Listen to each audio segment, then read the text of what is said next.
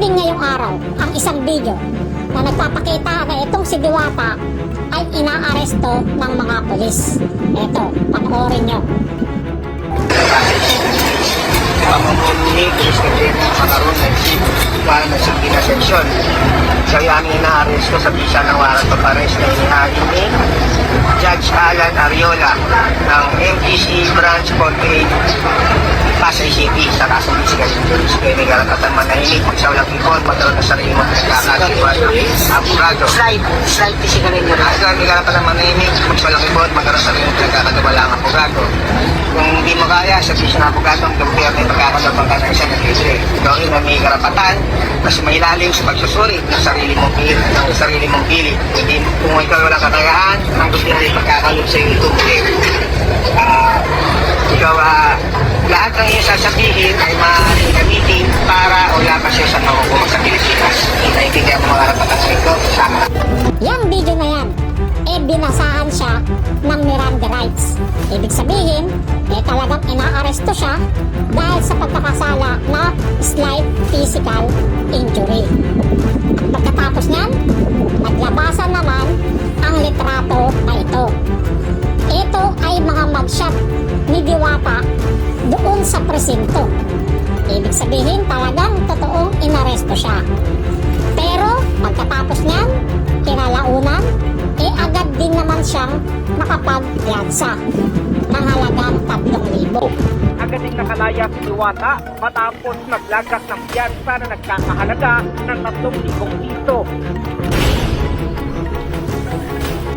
Nung nabalitaan ko yan, agad kong tinawagan at nag-video call kami ni Diwata para tanungin siya tungkol dito. At ito ang kanyang sinabi.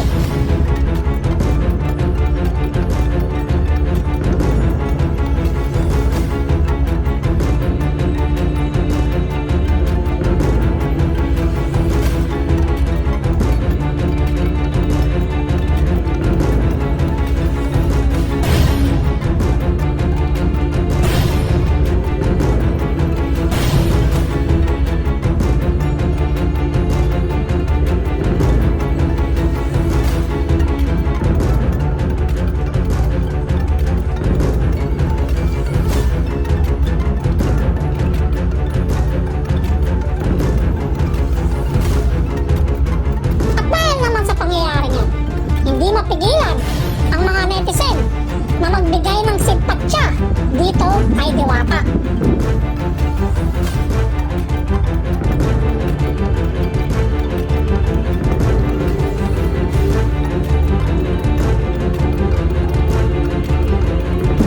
Ang nakakalungkot niyan, mahirap talaga umasenso dito sa Pilipinas. Dahil kapag umasenso ka, diyan maglalabasan ang mga bulilyaso mo sa buhay. Ang tanong dyan, bakit ngayon lang lumabas yan?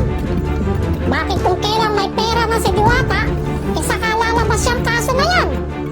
Kung totoo man yan, dapat dati pa, noong 2018 pa, nag-prosper na yan.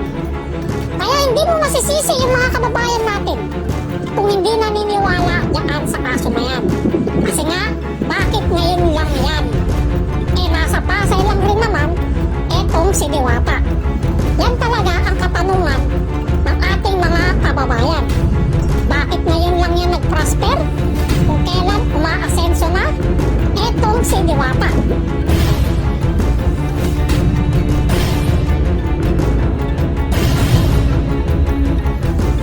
Kaya mga kapalarista, anong sa tingin niyo? Pinag-iinitan lang ba talaga etong si Diwata? O sadyang marami talaga yung mga tao na naiinggit sa kanya? I-comment nyo na lang yung reaction para ating mapag-usapan. Salamat.